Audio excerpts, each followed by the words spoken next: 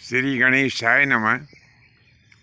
प्रिय बंधुओं, वैसे तो कश्यप ऋषि की कई पत्नियां थीं, परंतु उनमें दो पत्नियां, जिनमें एक का नाम कद्रु था और दूसरी का नाम विनीता था। तो इन दोनों पत्नियों ने एक समय कश्यप ऋषि की बड़ी ही सुंदर सेवा की। महात्मा कश्यप दोनों पत्नियों के द्वारा की गई सेवा से बड़े ही प्रसन्न हुए और कहने लगे कि मैं तुम्हारी सेवा से बहुत प्रसन्न हूँ, तुम जो चाहो मुझसे अपना मन वांछित वरदान मांग लो।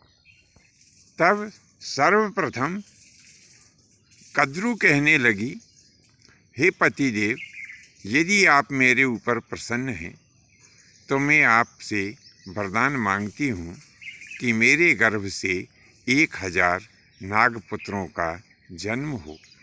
तब कश्यप ऋषि विनीता से कहने लगे कि हे विनीता, तुम भी अपना मनवांछित वरदान मुझसे शीघ्रतापूर्वक मांग लो।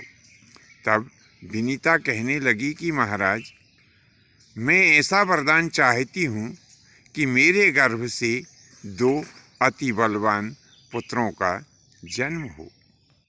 कश्यप मुनि ने कहा कि जो तुमने दोनों वरदान मुझसे मांगे हैं तो निश्चय ही समय आने पर तुम्हारे वरदान अवश्य ही पूर्ण होंगे। ऐसा उनको शुभ आशीर्वाद दिया।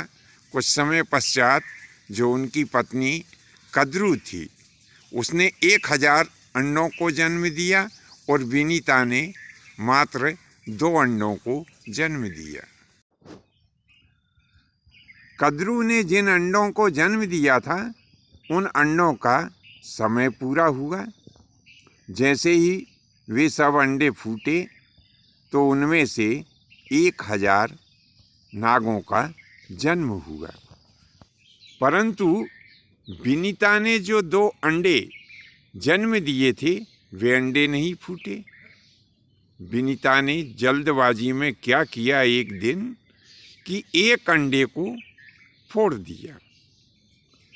तो उसमें जो पक्षी रूप में बालक था, उस बालक के ऊपर के तो सब अंग बन गए थे और कुछ अंग नीचे के भी बन गए थे, लेकिन एक पैर नहीं बन पाया था।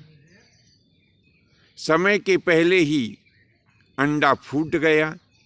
माता ने अंडे को फोड़ दिया तो वो जो पक्षी रूप बालक था, वो माता के ऊपर बड़ा ही रुष्ट हुआ। कहने लगा, हे माता, तुमने समय के पहले ही मेरे इस अंडे को तोड़ दिया है। मैं तुम्हें श्राप देता हूँ कि 500 वर्ष तक तुम अपनी जो सोत है, यानी मेरी जो सोतेली माँ कद्रु है, तुम इनकी दासी बनोगी। माता बड़ा दुख करने लगी।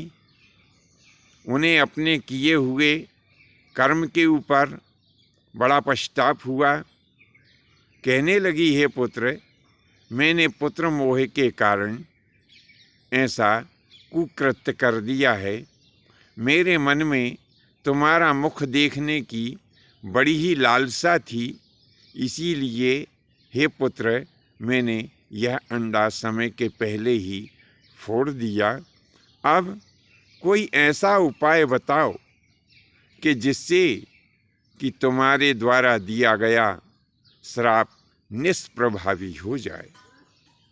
तब वह पुत्र कहने लगा कि माता, असहाय, मजबूर और बच्चों के द्वारा दिया गया श्राप कभी भी निष्फल नहीं होता है, क्योंकि जब आत्मा दुखती है तभी ये लोग श्राप देते हैं। परंतु तुम मेरी माँ हो, इसीलिए मैं इसका मोचन तुमको बता रहा हूँ।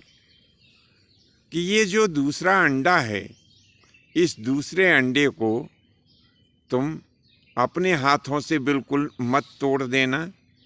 500 वर्ष बाद यह अंडा स्वयं ही टूटेगा और इसमें से मेरा छोटा भाई गरुड़ जन्म लेगा।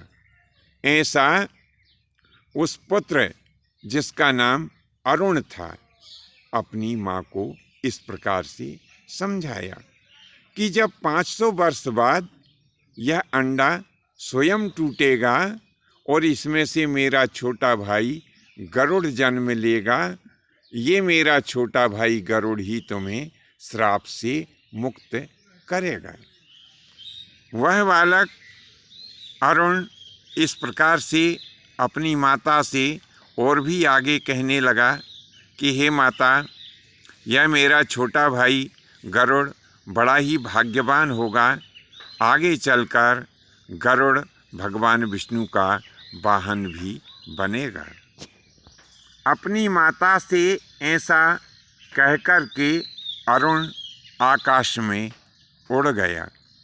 यह अरुण आगे चल कर के सूर्य का सारथी बना है, क्योंकि अरुण का एक पैर नहीं बन पाया था, इसीलिए यह अरुण नाम का सूर्य का सारथी एक पैर से लंगड़ा है।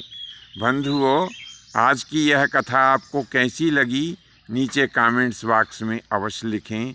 आज के लिए इतना ही। शेष फिर कभी नए विषय के साथ में आपकी सेवा में प्रस्तुत होने का निश्चय ही हमें सौभाग्य प्राप्त होगा।